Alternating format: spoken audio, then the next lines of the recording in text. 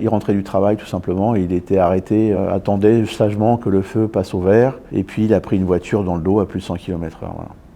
À partir du moment où un individu consomme de l'alcool et ou de la drogue de façon volontaire, qui prend la route de façon volontaire et qui trouve au bout de son chemin la mort, on ne peut pas qualifier ça d'un acte involontaire, c'est pas un accident. Donc, je suis Yannick Aleno, le papa d'Antoine Aleno, qui a eu une tragique disparition le 8 mai 2022. Lundi 29 janvier, les députés vont se prononcer sur la création d'un nouveau délit, l'homicide routier, pour remplacer l'homicide involontaire dès lors que le conducteur responsable d'un accident mortel est sous l'emprise de l'alcool ou de drogue ou roulait trop vite. Votre fils, Antoine, a lui-même été tué le 8 mai 2022 par un chauffard au volant d'une voiture volée qui conduisait sous emprise. Comment avez-vous accueilli cette annonce ? Nous trouvions injuste de qualifier ces actes involontaires. À partir du moment où un individu consomme de l'alcool et ou de la drogue de façon volontaire, c'est-à-dire qu'on ne force pas à se droguer, que ce même individu décide de prendre la voiture, personne ne le force à rentrer dans cette voiture et qui prend la route de façon volontaire et qui trouve au bout de son chemin la mort.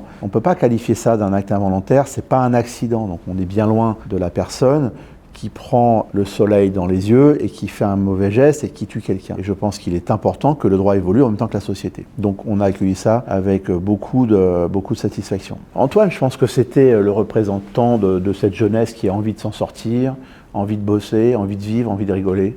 Donc c'était le 8 mai un soir. Dimanche soir, il rentrait du travail tout simplement et il était arrêté avec sa sous-chef qui s'en est sorti grâce à Dieu. Attendait sagement que le feu passe au vert, et puis il a pris une voiture dans le dos à plus de 100 km/h. Voilà. Au journal du dimanche, vous décriviez des violences administratives pour qualifier l'accompagnement suivant le drame. On nous a tendu un bout de papier, le contact d'une personne au cas où on aurait besoin de soutien psychologique, et puis c'est tout, même pas un verre d'eau. À 3h du matin, on est tous les trois repartis chacun de son côté. Le lendemain, vous voulez voir votre enfant, ça se passe à l'Institut médico-légal, un bâtiment sordide derrière la gare de Lyon. Tu vois ton môme derrière une vitre. Et de ce choc est née votre association. Le jour de l'enterrement d'Antoine, nous avons décidé avec sa famille de créer une association qui porte son nom, l'association Antoine Aleno. Elle est là pour agir, c'est-à-dire agir au sens aider les victimes, prévenir, c'est ce que nous avons fait sur tout ce travail pour faire enfin en sorte que l'homicide routier soit compris et adopté. Beaucoup de familles le demandent. Nous, Antoine, on l'a récupéré pour célébrer son départ une semaine après. 15 jours après Antoine à Paris, jeune femme, une jeune fille, est partie, elle avait 23 ans, suite à un refus d'obtempérer avec quelqu'un qui avait consommé de la drogue, etc., qui avait fait un homicide routier, délit de fuite et autres. Cette famille a récupéré, vu la lenteur administrative, le corps de leur enfant 3 semaines après.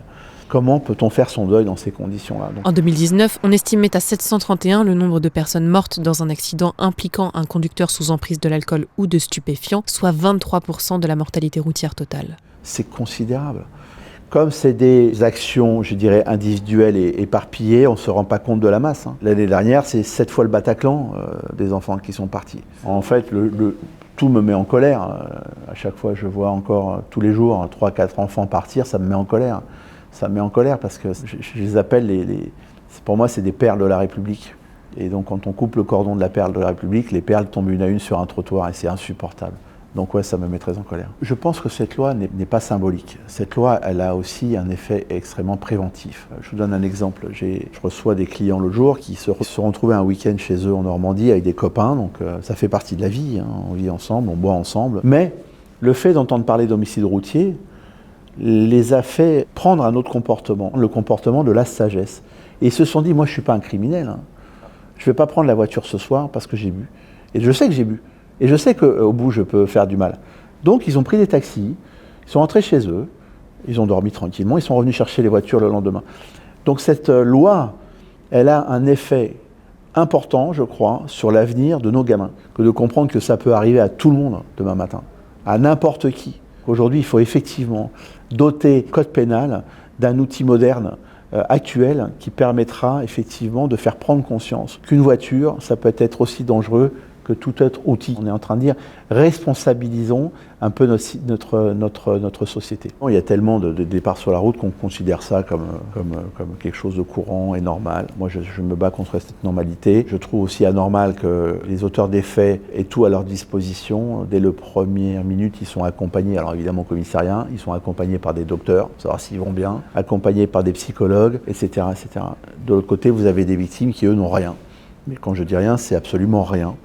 pour les accompagner au moment du drame. Nous avons mis une structure en place d'aide avec une assistante sociale qui répond au téléphone, un sociologue avec lequel on réfléchit sur l'avenir, des solutions à proposer. Ce qui est dur dans la presse, c'est la gestion effectivement administrative, psychologique, et quand ça nous est arrivé, on s'est retrouvé seul dans le désarroi, sans assistance, sans aide. En fait, vous avez le souffle coupé quand ça vous arrive, et ceux qui restent ne sont pas considérés aujourd'hui par la société française, en tout cas pas assez considérés. On a déjà commencé à faire un maillage territorial pour trouver les bons avocats, trouver les bons psychologues, trouver les bons spécialistes pour les aider administrativement. Rendez-vous compte qu'aujourd'hui, vous héritez de votre enfant. C'est hyper violent d'hériter de son enfant, c'est pas dans la logique des choses, donc ça demande un peu de pédagogie.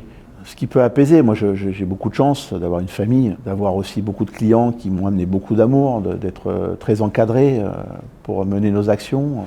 Mais j'ai observé, et nous avons observé beaucoup de parents, de mamans qui ne s'en sortent pas. Vraiment. On perd un enfant, on parle pas de rien, hein. On perd un enfant. Donc est-ce que ça, on peut faire son deuil de ça? Je n'en sais rien. Est-ce qu'on peut essayer de s'en sortir au mieux? Je pense que oui, à partir du moment où on est très bien encadré. J'ai des responsabilités, j'ai encore Thomas et Ambre à mes côtés, nos enfants. J'ai 2500 employés à travers le monde, j'ai des responsabilités d'entrepreneur, donc j'ai pas... Mon père m'a appelé le jour du drame, m'a dit écoute, j'arrive, reste droit. J'essaye de rester droit.